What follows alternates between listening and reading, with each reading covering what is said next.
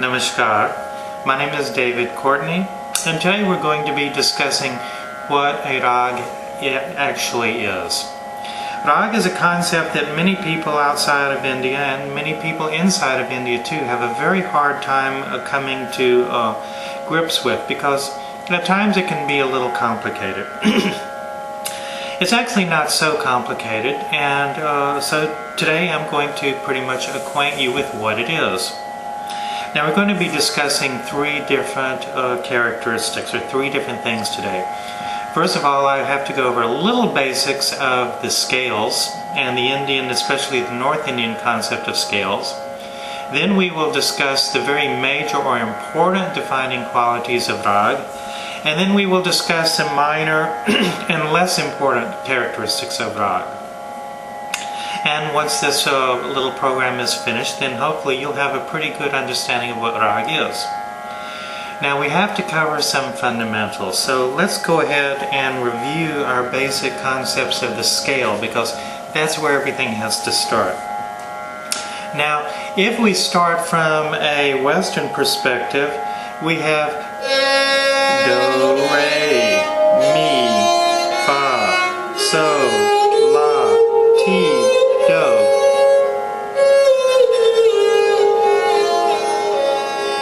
Now, the Indian concept, the North Indian concept, is exactly the same, but our nomenclature is a little bit different. For the first, we have sa. Second is re. The third is ga. The fourth is ma.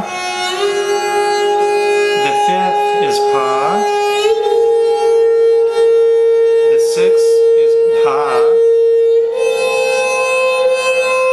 The seventh is ni, and then this brings up to our octave.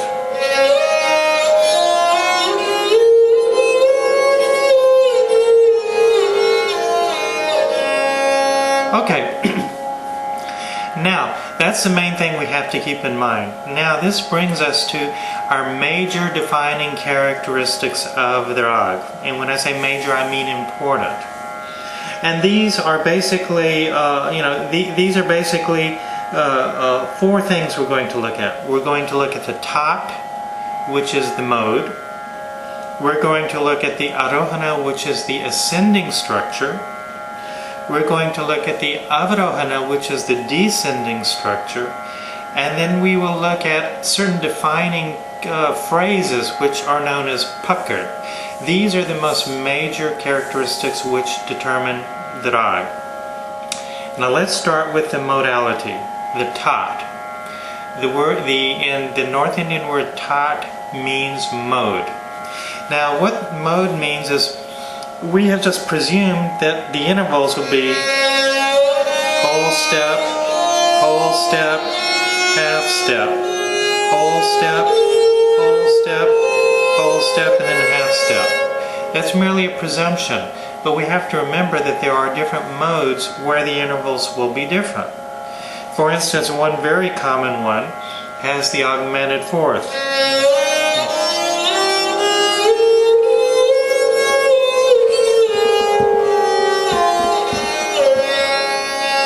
Okay, we could go on make a whole program just on the number of modes and different types, but just bear in mind that the different positions of sa, re, ga, ma, pa, da, ni, sa, they can come in different positions. Only sa, the first, and pa, the fifth, cannot move.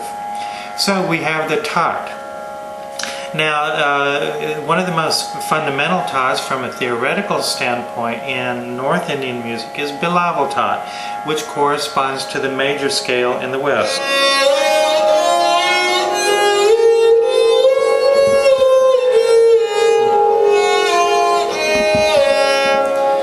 Now, nobody knows really how many modes there are. According to the Bhatkandi system, there are only 10 different modes. That's problematic because very clearly there are more in use in North Indian music. Some musicians want to adhere to the Venkatamukhi Swami system. That would produce 72 modes. Well, that's also problematic because Venkatamukhi Swami his system is based upon the South Indian music, which admits to chromaticisms which are not possible in the north. I guess basically the thing is, if you were to apply Venkatamukhi Swami's approach to North Indian music, in other words, simply eliminate the chromaticisms that are not possible, you get about 30 some odd different modes. That's also a little not a good way, because in practice there are only about 20 different modes in use. So let's just skip over a lot of the theoretical issues and say there are about 20 different scales or modes which are commonly used in North Indian music. Now, which one you use is extremely important, because that's going to be the basis. Let's look at a couple. As I had mentioned earlier, we had the bilaval, which is first, second, third, fourth, fifth, sixth, seventh, and the octave. We have kalyan. Kalyan would be first, second, third, augmented fourth, fifth, sixth, seventh, and the octave. Another one would be kamaj, which would be first, second, third, fourth, fifth, sixth, minor seventh, and octave. We could go over 20, but that's not important. The important thing is to realize that the modality, or the tat, is one of the most important characteristics of the rag. Now, a rag is more than just a mode. It also implies particular movements and characteristics and things we can do and things we can't do. One of the most important things is the way we move. Well, obviously, we can only move up or we can move down the scale. Alright? So this produces two more important defining qualities of the rag. The arohana, which is the ascending structure, the avarohana, which is the descending structure. Let's show how we can develop this further. Let's go back to Kalyan Tat.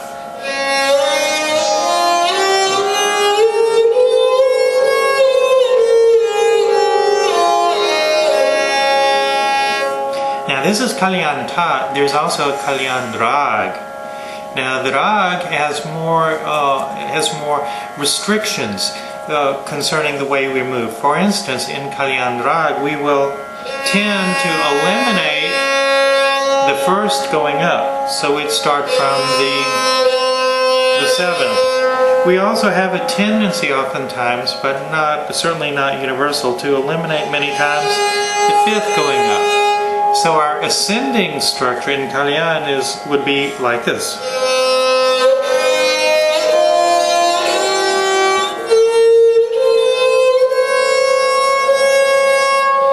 And many people will use the fifth going up, so in which case it would sound like this.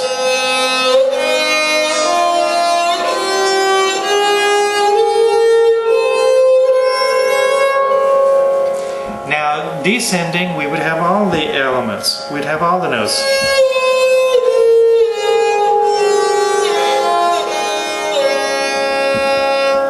Okay, so now we've taken the top, the mode. We've given certain restrictions on the way we move up and move down.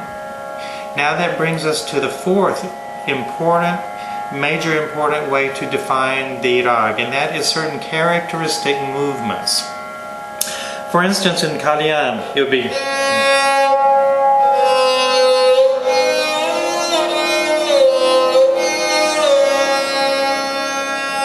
So if you hear this movement, you know that this is going to be Kalyan. So in other words, now we have Rag Kalyan, which would move something like this.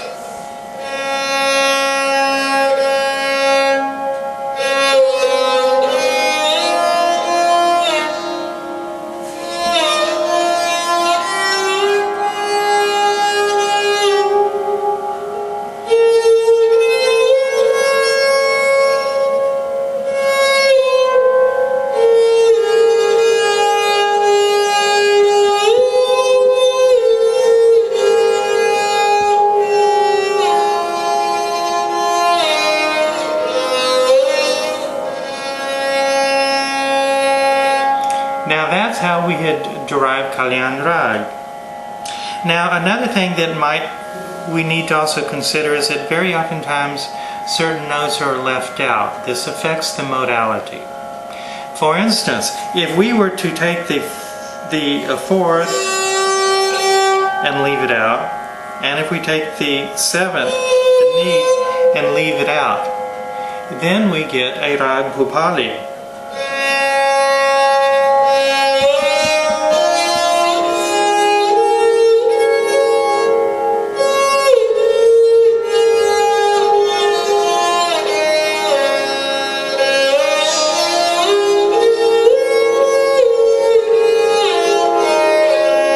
So sa re ga pa da sa, sa da pa ga re sa. Now that means that implicit in the concept of our ascending and descending structures, we also have under this, we have how many notes that can be used. If a note has 5 notes, it's ardav.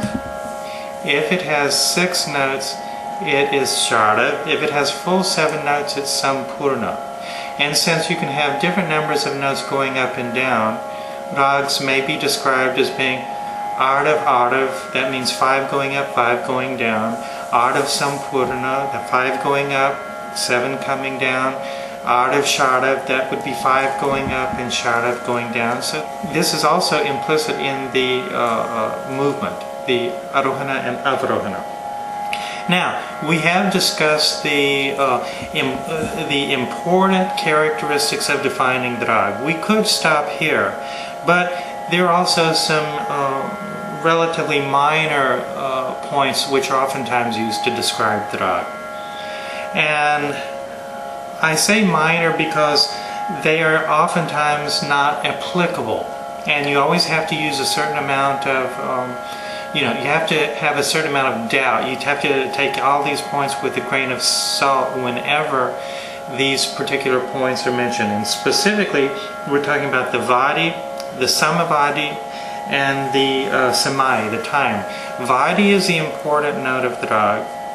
Samavadi is the secondary note to that, of secondary importance, and the samai is the time. And again, I must remember that many times these are really not applicable. Now, in theory, the vadi is important because it is a note which is pivotal and you'll spend a lot of time on it. A fourth or fifth from that will be another note which is important and you'll spend a lot of time on that. But this is problematic because the whole concept of vadi and samavadi has been basically buggered up by many decades of poor scholarship, going right back to Bhatkande's failed attempt to develop an objective way of determining the timing of the rag by internal structure. So the problem is many times accepted vadis and samavadis do not reflect the actual usage in the rag. Furthermore, is different schools within North Indian music commonly ascribe different vadis and samavadis to the piece. So because of so many problems inherent with the vadi and samavadi approach, the entire system is somewhat suspect. Another characteristic which is oftentimes not applicable, but sometimes is the timing of the rags. Many rags are ascribed to particular times of day or night, or sometimes particular seasons. This again is somewhat problematic because many rags which have come in from the south come in without any timing whatsoever. Furthermore, it's common to mix rags, and when you mix rags to come up with a third new rag, very oftentimes the rag has no timing. The most that you can say as far as the timing of the rags, the samai, is that many rags are traditionally ascribed to particular times. Alright, so now this is what a rag is. Today we've discussed 3 things. We discussed the basic scale, we discussed the mode, for which mode is a very important defining quality of the rag. We defined the ascending and descending movements, and we also discussed certain key phrases known as pucker. This is really all you need to define a rag. we have some secondary qualities which are sometimes applicable. That is an important note, secondary note in importance, and the timing. So this is what rag is. Thank you. Namaskar. And if you would like more information, check out www.chandrakanta.com. That's